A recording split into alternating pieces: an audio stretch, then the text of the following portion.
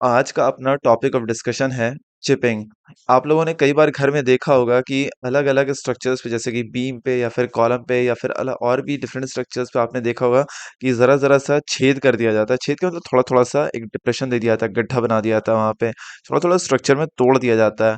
सो वो होता क्या है, राइट? वो उसको कहते हैं चिपिंग। सो आज चिपिंग के बारे में कंप्लीट मैं डिस्कशन करने वाला हूँ। जैसे कि चिपिंग क्या होता है अपना, क्यों करते हैं, कहाँ पे करते हैं इसको, चिपिंग करने के लिए किस टूल की ज़रूरत पड़ती है हमें, ब्रिक्स पे क्यों नहीं करते हैं चिपिंग, इसको क्यों करना ज़रूरी है या फिर एप्लीकेशन क्या है इसका, और फिर एडवांटेजेस और डिसएडवांटेजेस, इन सारे चीज़ों के बारे में ना कंप्लीट मैं डिस्कस करने वाला हूँ इस वीडियो में। ठीक है? सो इस वीडियो को स्टार्टिंग से एंड तक देखना, बहुत इंपॉर्टेंट इन्फॉर्मेशन इसमें डिस्कस करने वाला हूँ। ठीक है? और इसमें यहाँ तक कि ये भी बताऊंगा मैं कि क्या किस तरीके से चिपिंग करना चाहिए। ठीक है? मतलब क्या प्रॉपर वे है, क्या गुड प्रैक्टिस है चिपिंग का और क्या बैड प्रैक्टिस है चिपिंग का। ठीक है? और बिल्डिंग के अंदर जैसे अलग अलग कंपोनेंट होता है, कॉलम हो गया, बीम हो गया, स्टेयर्स हो गया, आपका पार्टीशन वॉल हो गया, ठीक है, पैरापेट वॉल हो गया। तो कहाँ पे हम लोग को करना चाहिए चिपिंग, कहाँ पे नहीं करना चाहिए, मतलब कौन से कंपोनेंट पे करना चाहिए, मतलब कि कॉलम पे, बीम पे करना चाहिए, नहीं करना चाहिए, या फिर अपना वॉल्स है उस पे करना चाहिए, नहीं करना चाहिए, सारी चीज़ों के बारे में आज कंप्लीट डिस्कस करने वाला हूँ इस वीडियो में। सो स्टार्टिंग से एंड तक देखना बहुत इंपॉर्टेंट है, हर इंजीनियर के लिए और हर साइट इंजीनियर्स के लिए, सुपरवाइजर्स के लिए बहुत इंपॉर्टेंट है, और नॉर्मल लोगों के लिए भी जो कि अपना घर बनवा रहे हैं। ठीक है? सो स्टार्टिंग से एंड तक बने रहना और ज़रूर से मेरी वीडियो को लाइक कर दो और मेरे चैनल को ज़रूर से सब्सक्राइब कर दो। चलो अब स्टार्ट करते हैं हम लोग का वीडियो। देखो, सबसे पहला सवाल तो ये उठता है ना कि चिपिंग होता क्या है। देखो, चिपिंग आप सामने देख रहे हो कि छोटे छोटे जो छेद बनाया हुआ है ना, जो मैं हाथ से दिखा रहा हूँ, इसी को कहते हैं चिपिंग। स्ट्रक्चर पे क्या किया जाता है कि हैमर से और छेनी से, यही दो टूल की हमें जरूरत पड़ती है। सो हैमर और छेनी से मार के जरा जरा सा छेद कर दिया जाता है। इससे क्या होता है कि हमारा सरफेस रफ हो जाता है। ठीक है? और रफ होने से क्या होता है, मतलब चिपिंग कर दिया तो उससे क्या होता है कि हमारा प्लास्टर जब हम करते हैं किसी भी स्ट्रक्चर पे, अगर कॉलम पे अगर हमने चिपिंग किया है या फिर अगर बीम पे चिपिंग किया है या फिर अगर प्लास्टर सीलिंग पे, सीलिंग वॉल पे अगर हमने चिपिंग किया है, ठीक है, तो ये सब सरफेस क्या रफ हो जाता है। रफ होने की वजह से जब प्लास्टर किया जाता है तो प्लास्टर प्रॉपर बॉन्ड बना लेता है एग्जिस्टिंग स्ट्रक्चर के साथ।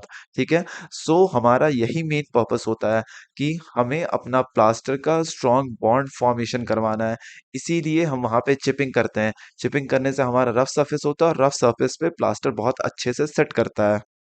बात करते हैं हम लोग कि इसको करते कहाँ-कहाँ पे हैं, यानी एक रेजिडेंशियल कंस्ट्रक्शन में कौन-कौन से स्ट्रक्चर पे करते हैं इसको।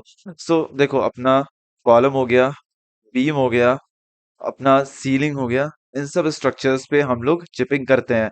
और कभी भी पार्टीशन वॉल पे या फिर पैरापेट वॉल पे या फिर अपने स्टेयर्स पे कभी भी हम लोग चिपिंग नहीं करते हैं। अब आप लोग के मन में एक सवाल आया होगा कि ऐसे स्ट्रक्चर्स पे चिपिंग क्यों नहीं करते हैं, यानी अपना पैरापेट वॉल पे या फिर पार्टीशन वॉल पे, यानी स्टेयर्स पे जहां पे भी ब्रिक मेसनरी इन्वॉल्व हो रहा है वहां पे हम लोग चिपिंग क्यों नहीं कर रहे हैं। तो इसका सिंपल सा जवाब है कि जहां पे ब्रिक मेसनरी रहता है वहां पे चिपिंग नहीं होता है। ठीक है? बल्कि जहां पे कंक्रीट स्ट्रक्चर रहता है, जहां पे हमारा कंक्रीट स्ट्रक्चर रहता है, सिर्फ और सिर्फ वहीं पे हम लोग चिपिंग करते हैं। अब आप लोग के एक और सवाल का मैं जवाब दे दूं कि ब्रिक मेसनरी पे चिपिंग क्यों नहीं करते हैं, और अगर चिपिंग नहीं करते हैं ब्रिक मेसनरी पे तो वहां पे प्लास्टर कैसे चिपकेगा। तो अगर चिपिंग नहीं करते तो फिर करते क्या है ब्रिक मेसनरी पे। देखो, ब्रिक मेसनरी पे ना हैकिंग किया जाता है। हैकिंग का स्पेलिंग है HACKING। ओके? हैकिंग किया जाता है वहां पे, चिपिंग नहीं किया जाता है। और हैकिंग भी कहाँ पे किया जाता है, तो दो ब्रिक्स के बीच में किया जाता है। दो ब्रिक्स के बीच में जहां पे मोर्टार भरा जाता है पूरी अच्छी तरीके से, तो वहां पे हैकिंग करते वक्त में ना थोड़ा सा मोर्टार को कम भरा जाता है वहां पे। ठीक है? और देखो, ब्रिक का सरफेस ऑलरेडी रफ होता है, सो उसको रफ करने की जरूरत होती नहीं है। तो ब्रिक ऑलरेडी रफ है, और फिर उसके बाद जो हमारे जो दो ब्रिक्स के बीच में जो मोर्टार डाला जा रहा था, उसको थोड़ा सा कम रखा जाता है सरफेस पे, जिसकी वजह से जब आप प्लास्टर करते हो तो वो प्रॉपरली अपना बॉन्ड एस्टेब्लिश कर लेता है ब्रिक मेसनरी के साथ। और अगर एक बात और जान लो कि अगर आप ब्रिक मेसनरी पे अगर आप चिपिंग करते हो तो वो आपका सिर्फ और सिर्फ वेस्ट है, मनी का भी, टाइम का भी, लेबर का भी, सब चीजों का वेस्ट है। सो कभी भी ब्रिक मेसनरी पे चिपिंग नहीं करते हैं। ओके? अब देखो, बात आता है अपने एप्लीकेशन का कि चिपिंग का एप्लीकेशन क्या होता है। देखो, चिपिंग का बहुत बड़ा एप्लीकेशन होता है और सिर्फ एक ही एप्लीकेशन होता है इसका, कि अगर आप किसी भी कंक्रीट सरफेस पे अगर आप प्लास्टरिंग करते हो तो वो प्लास्टर चिपकेगा ही नहीं जब तक कि आप चिपिंग नहीं करोगे वहां पे। ठीक है?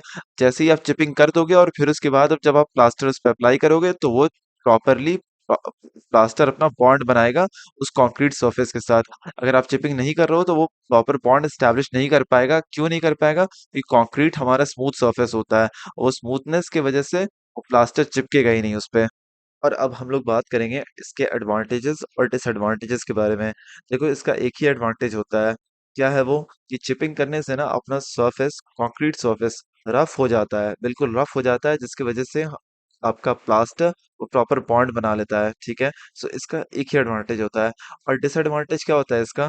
कि देखो, ये बहुत ही टाइम कंज्यूमिंग प्रोसेस है। ठीक है, बहुत ज्यादा पैसा खर्चा होता है इसमें। मतलब अगर बहुत बड़ा रेसिडेंशियल कंस्ट्रक्शन, अगर आप अपार्टमेंट बनवा रहे हो 6 स्टोरी 10 स्टोरीज अगर आप बनवा रहे हो, या फिर 20 स्टोरीज, उसमें क्या बहुत टाइम लग जाता है हर एक एक कॉलम पे चिपिंग करना, बीम पे चिपिंग करना, और फिर इसके बाद जब आप अपना स्लैब ढाल लियो तो स्लैब सीलिंग पे क्या चिपिंग करना। तो बहुत ज्यादा टाइम कंज्यूमिंग प्रोसेस होता है। लेबर बहुत ज्यादा लग जा मतलब लेबर एक ही लगती है, लेकिन बहुत लंबे टाइम के लिए लगी रहती है। ठीक है, तो ये होता है इसका डिसएडवांटेज। चलो अब बात करते हैं कि गुड और बैड प्रैक्टिसेस क्या होता है चिपिंग में। देखो, आप सामने जिस तरीके की चिपिंग देख रहे हो, ये गुड प्रैक्टिस है चिपिंग की। आप देख सकते हो कि जो चिपिंग किया गया है वो पास पास में है। ठीक है, वो ज्यादा दूर नहीं है। मतलब 20 mm 25 mm इतनी इसकी स्पेसिंग है, hardly to hardly. Maximum to maximum 25 mm की, 30 mm की हार्डली टू हार्डली स्पेसिंग है। उससे ज्यादा की स्पेसिंग नहीं है। ठीक है, आप ये वाला एक कॉलम देख लिए। अब आप एक और सामने ये वाला कॉलम देखो, इसमें भी आपको गुड प्रैक्टिसेस दिख रही है कि ये अच्छे तरीके से चिपिंग किया गया है। गुड प्रैक्टिस का मतलब है कि जो कि अच्छे से काम किया जाता है। ठीक है, मतलब प्रॉपर वे जो उसका काम है, सही तरीका जो होता है काम करने का, सो उसको कहा जाता है गुड प्रैक्टिस। सो ये गुड प्रैक्टिस है चिपिंग का। लेकिन अब जो आप देख रहे हो ये वाला, ये गुड प्रैक्टिस नहीं है चिपिंग का। आप देख सकते हो कि इसमें जो चिपिंग किया गया है, ये कटिंग की गई है वो दूर में है। सो वो चीज सही नहीं है, राइट। वो प्लास्टर, इस केस में क्या होगा ना कि प्लास्टर अपना सही से बॉन्ड नहीं बना पाएगा सरफेस के साथ। सो इसीलिए जब भी चिपिंग करो तो नजदीक नजदीक में चिपिंग करो तो वो इफेक्टिव होता है। अगर दूर में चिपिंग करोगे तो फिर उसका कोई फायदा नहीं होता है, उसका कोई मतलब नहीं होता है। ओके, क्योंकि प्रॉपर बॉन्ड नहीं बना पाता प्लास्टर अपना। और जब प्लास्टर अगर अपना प्रॉपर बॉन्ड ही नहीं बना पाएगा तो फिर चिपिंग का मतलब ही क्या है, राइट। सो इसीलिए चिपिंग जब भी करो तो क्लोजली करो उसको। ओके, देखो, ये जो आप सामने वॉल पे जो देख रहे हो ना, इसको हम लोग ग्रूव्स कहते हैं। कई सारे लोग इस चीज को देखे हैं कंस्ट्रक्शन में, लेकिन जानते नहीं है कि ये होता क्या है और इसका क्या पर्पस होता है। देखो, मैं इस वीडियो में इस चीज को भी डिस्कस कर देता हूँ। देखो, ये जो जिगजैग पैटर्न जो आप बना हुआ देख रहे हो ना, इसको हम लोग ग्रूव कहते हैं। इसको बनाते कैसे हैं? तो इसका स्टेप बाय स्टेप प्रोसीजर मैं आपको बताता हूँ। देखो, ये होता है बेसिकली वॉशरूम या फिर बाथरूम में हम लोग इसको बनाते हैं। ठीक है, अब बनाने को इसको बनाने का क्या तरीका है?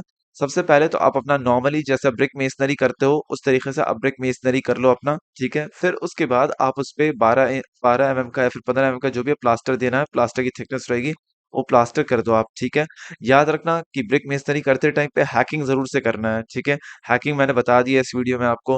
हैकिंग कर लिया, फिर इसका प्लास्टर कर देते हैं। प्लास्टर करके कंप्लीट हुआ है, और उसी टाइम पे क्या, आपके पास जो भी ब्रिक टॉवल रहता है, के ब्रिक टॉवल जो टूल है, उस टूल से ही क्या जिगजैग लाइक शेप बना देना है प्लास्टर पे।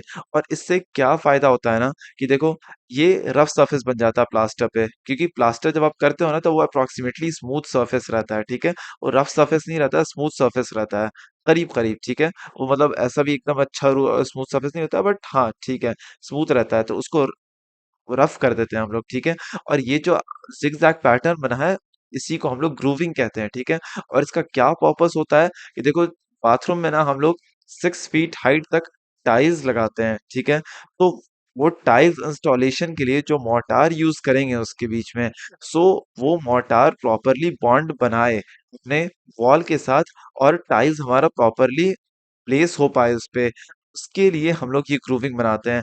और ये ग्रूविंग बहुत इंपॉर्टेंट होता है। मतलब अगर आप ग्रूविंग नहीं दोगे और इसी तरीके से अगर आप टाइल्स चाहोगे कि इंस्टॉल करते बाथरूम में, तो वैसा नहीं हो पाएगा।